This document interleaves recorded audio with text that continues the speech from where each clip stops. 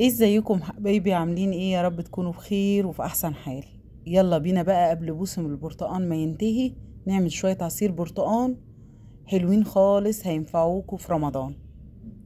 يلا بينا نشوف الطريقة وتشوفوا التحضير، بس قبل ما تشوفوا تعالوا شوفوا كده الجمال.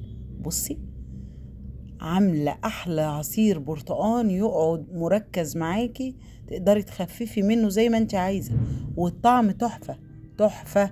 وتقدري كمان تعملي منه مهلبية، يعني تقدري تعملي من العصير ده مهلبية بطريقة سهلة وبسيطة. هنعملها لكم في فيديو تاني لو حابين، بس ما تنسوناش في اللايك والشير. ويلا بينا نبدأ. معايا هنا 5 كيلو برتقان، عليهم 2 كيلو جزر. طبعا البرتقان ما جبتهوش بلدي لان انا بحب ابو سر اكتر من البرتقان البلدي. طبعا هناخد الجزر بعد ما خرطناه وغسلناه كويس، نحطهم في حلة كده زي ما انتم شايفين يا حبايبي معانا، وهنحط عليهم مية ونعلقهم على النار. تيجي معايا هنا بقى للبرتقان، وتقطيعه ده مفيش اسهل منه، يعني ما فيهاش غلبة ولا حاجة، بس احنا برضو عايزين نحافظ على القشر بتاعه عشان هنعمل بيه حاجات تانية.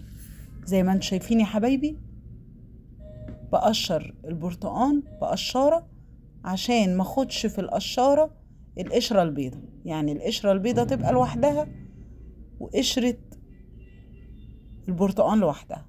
ليه بقى؟ هقول لكم دلوقتي.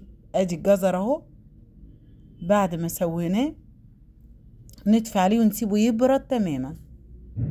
تمام، نرجع للبرتقان. طبعا القشر ده انا محتاجاه عشان خاطر هعمل بيه وصفات تانية، مش هنحتاجه في الوصفة دي، بس هنحتاجه في وصفات تانية.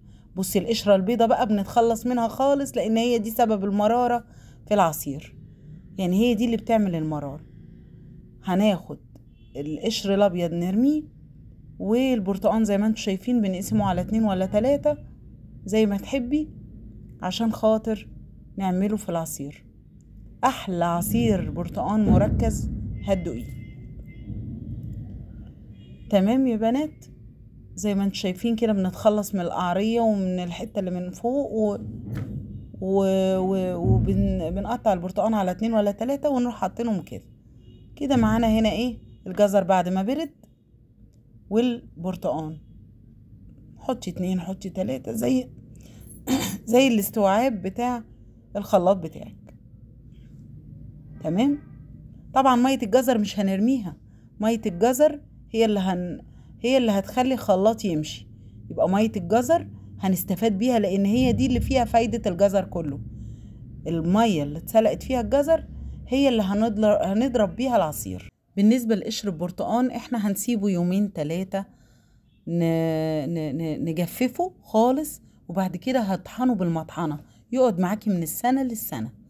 قشر البرتقان ده مفيد جدا وما ينفعش ان احنا نتخلص منه، بس اهم حاجة ما يكونش فيه القشرة البيضة. زي ما انتم شايفين يا حبايبي، نضرب في الخلاط كويس جدا عشان الخليط ينعم على قد ما يقدر ويبقى سهل علينا واحنا بنصفيه. تمام، زي ما انتم شايفين كده نضرب حبة حبة لغاية ما نخلصه. ادي دول اخر حبة هحطهم. طبعا حطيت عليهم سكر، وهبدأ ان انا انزلهم بأي معلقة كده، اقلبهم وانزلهم واحدة واحدة كده. موضوع سهل وبسيط خالص. احلى حاجة هو عصير البرتقان ده في البيت، بالذات فترة الموسم بتاعه. زي ما انت شايفة حبيبتي، بصي الجمال واللون، روعة روعة روعة اللون بتاعه. بصي بقى، انا حطيت هنا معلقتين سكر، وبدأت ان انا اعصر بايدي عشان انزل المية اللي موجودة كلها، ما بقاش فيه الا الشغل.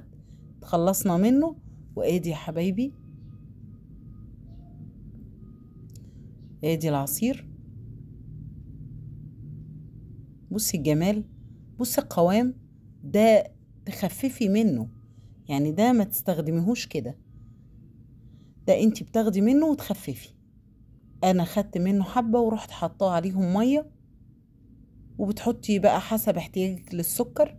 طبعا انا مش هحط سكر لان انا حاطة سكر على الخام كتير، يبقى انا كده هاخد من الخام واخفف واعمل العصير. تمام. وادي الخام زي ما انتم شايفين، ونقدر نعمل منه مهلبية، يعني تقدري تعملي منه مهلبية، وتقدري انك تعملي منه عصير كده جاهز في اي وقت. اي حد يجيلك يبقى سهل انك تعملي العصير، مفيهوش اي غلبة، وتفريزه سهل جدا، سواء في اكياس او سواء هتحطيه في قوالب او علب. سهل جدا وبسيط. يا رب لو عجبكم الفيديو متنسونيش في اللايك والشير، ومع السلامة يا حبايبي.